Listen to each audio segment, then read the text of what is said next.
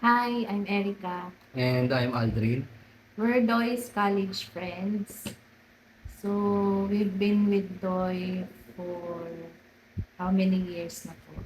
So, first of all, we just want to say congratulations, Doy and Jeff. Uh, I know we can't be with you physically, but we just want to let you know that we are celebrating with you. So, I know that you are a blessing to one another, and we are happy na to know that uh, we will be celebrating your wedding day today. So, first of all, Doy, I just want you to know that we are very happy to witness your happiness or your wedding day today. So, I know in my heart na kahit hindi tayo physically magkasama, we are with you. And right from the start, Be, I know that you will be a good wife. Why? Because we have seen how selfless, how generous, and how loving you are. Sa tagal ng panahon na pinagsamahan natin, minsan there was never a question sa pagmamahal na kaya mong ibigay sa mga taong nakapaligid sa'yo. And I know now that you have Jeff to celebrate another chapter with you. We are at peace and we are very happy na ikaw naman yung magre-receive nung lahat ng pagmamahal na naibigay mo. So, Jeff, I just want you to know na Doy is very precious to us. Mahalaga siya sa amin. And we wish that you will also treat her the same way. And I know naman na Doy chose right when he chose you. So, I know na wala ring magiging duda sa pagmamahal na kaya mong ibigay kay Doy. And I wish that you will just cherish her and love her without any hesitations. So, yun. Share ko lang din sa inyo ah isang verse sa Bible. Ephesians 5:25 to 33. Sa verse na yon, it was said that a husband should love their wife as Christ loved the church. And sa wives naman is to respect their husband. So, dun sa verse na yon, it is said there na the husband is called to love sacrificially. So, ibig sabihin, Jeff, you love your wife, your family, na bubuuin mo, na may kasamang pagsasakripisyo. Hindi na ikaw, hindi na ako, wala nang ganun. Ano na, para sa asawa, para sa anak, para sa inyo. That's it. Yung sa woman naman, ang sabi sa Ephesians 5:33 is to love their husband with respect. So, doon ngayon pumapasok yung ah pagsasubmit mo under the authority of your husband. Knowing Doy, ah alam mo rin to, Jeff, she's a natural born leader. Kaya medyo sinasabihan ko siya na respect you. Yun. I know na kakayanin niyo naman lahat eh. Kakayanin niyo naman lahat as long as uh, every day pagising niyo sa umaga hanggang sa bago kayo matulog, you two choose each other. Yun ang key.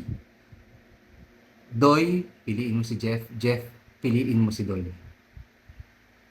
With all due respect to all the parents, mahal natin ang mga parents natin. But at the end of the day, kayong dalawang magkasama sa bahay, sa isang kama, kumakain sa isang mesa. So, it's not kung paano pinalaki si Jeff, ganun palalakihin yung mga bata. Kung paano pinalaki si Doy, ganun palalakihin yung mga... No. It's you and him building a new one. And most often than not, nakikita namin, hindi naman kami kailado na ano, pero I know kami ni Erica, we try to manage everything. Pinagpe-pray din namin yan. Ang mostly pinagtatalunan is money. Kikitain nyo pa yan. Huwag kayong mag-away dahil sa pera. It's not worth it. Iisa lang si Jeff, iisa lang si Doy. Pera, kikitain pa. So, hindi dapat pinagtatalunan yan. Piliin nyo isa't isa, mahalin nyo yung isa't isa. Yun ang magiging magandang foundation ninyo. Congratulations! Congrats! See you soon! Congratulations and best wishes, Doy and Jeff. Love and respect to one another. Love God above all. Pray always, every day, and God's more blessing to both of you. Welcome to our family, Jeff. Doy and Jeff, congratulations. Ang masasabi ko lang sa inyong dalawa, magmahalan kayo. Huwag kayo nag-aaway. At kung may problema kayo, resolvehin yung dalawa. Kahit mag-argue kayo, maghapon o magdamag, basta iwasan nyo ng physical. At kung may problema kayo at gusto nyo kaming konsultahin, andito lang kami ni mama nyo. Good luck and God bless sa inyong dalawa. Pretty little baby, la la. Pretty little baby, la la. Pretty little baby, you see the baby, you're looking ugly and try to love me. Pretty little baby, I hope you met you too. You can ask the flowers, passing for hours, telling all the bluebirds, oh, failing two birds, pretty little baby. I'm so lonely with you. Now it's just the time of both of us are young. Happy love is Sabbath day. Don't you know it's much more around your love?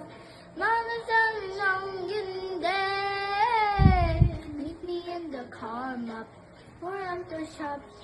Meet me in the moonlight, or in the daylight. Meet me, little baby. I'm so lonely and blue.